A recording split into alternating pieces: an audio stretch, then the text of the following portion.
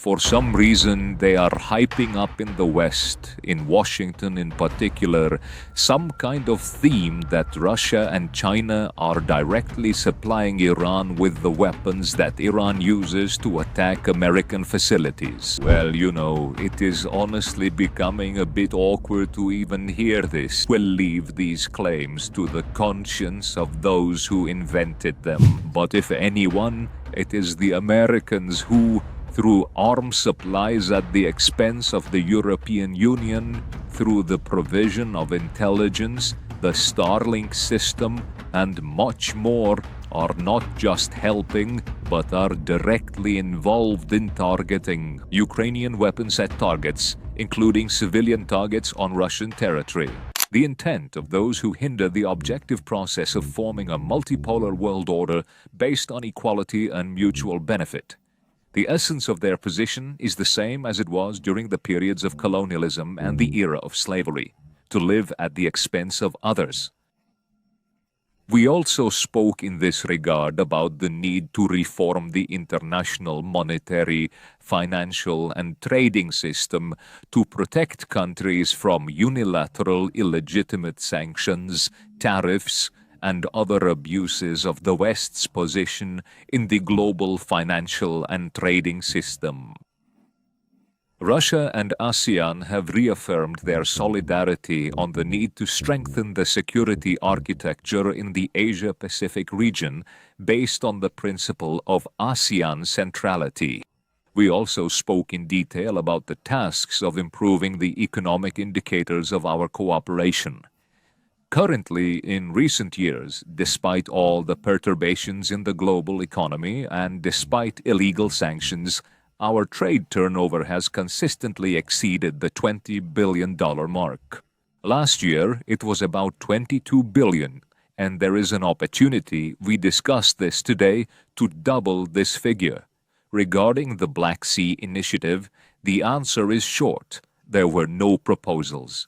And the experience of this initiative by Secretary General Guterres of the United Nations Secretary General, it shows that it was one-sided, and the principles agreed upon for its implementation were fulfilled exclusively in the interests of the Ukrainian side.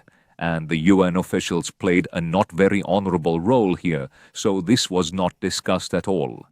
There is an understanding of our position that regarding all conflicts, it is necessary to be guided by the principle of identifying and eliminating their root causes.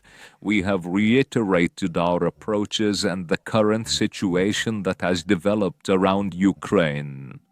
We feel that most countries understand it. This is evident in their position, particularly at the United Nations.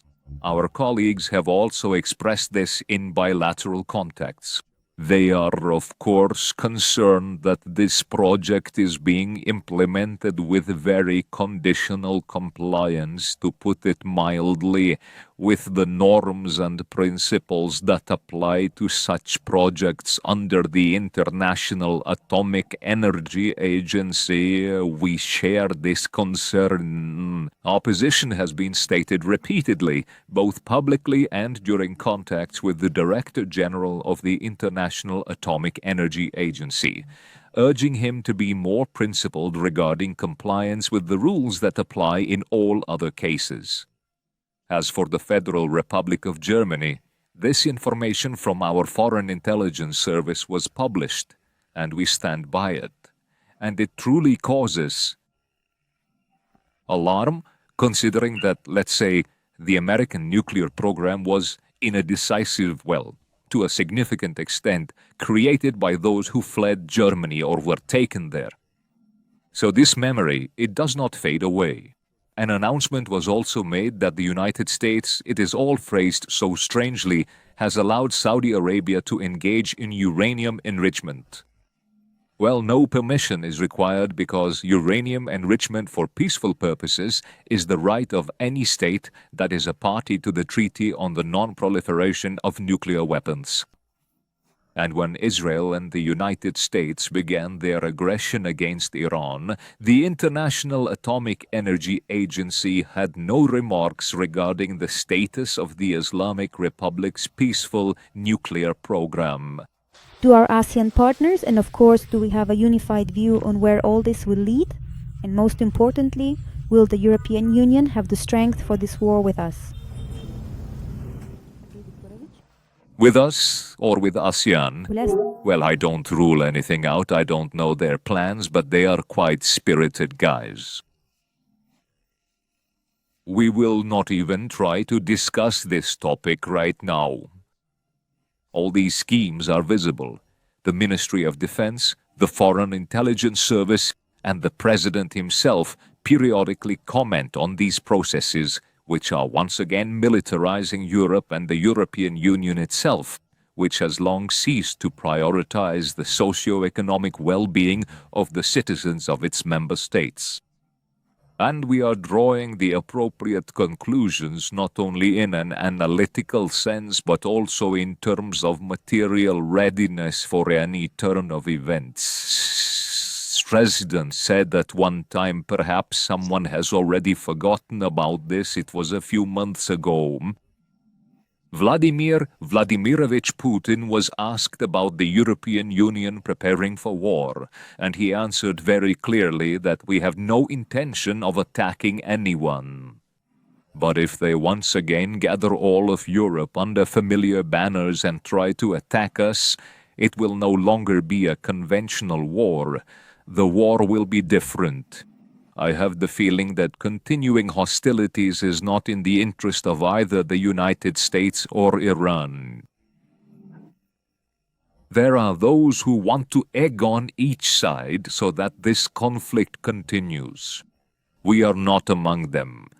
Right now, for some reason, they are hyping up in the West, in Washington in particular, some kind of theme that Russia and China are directly supplying Iran with the weapons that Iran uses to attack American facilities. Well, you know, it is honestly becoming a bit awkward to even hear this. We'll leave these claims to the conscience of those who invented them. But if anyone, it is the Americans who, through arms supplies at the expense of the European Union, through the provision of intelligence, the Starlink system, and much more, are not just helping, but are directly involved in targeting Ukrainian weapons at targets, including civilian targets on Russian territory.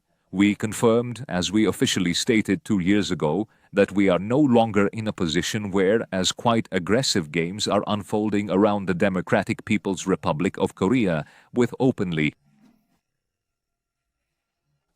such a bias towards containing the DPRK, or even provoking it into some kind of military combat operations, we no longer join the calls to carry out the denuclearization of the Korean Peninsula.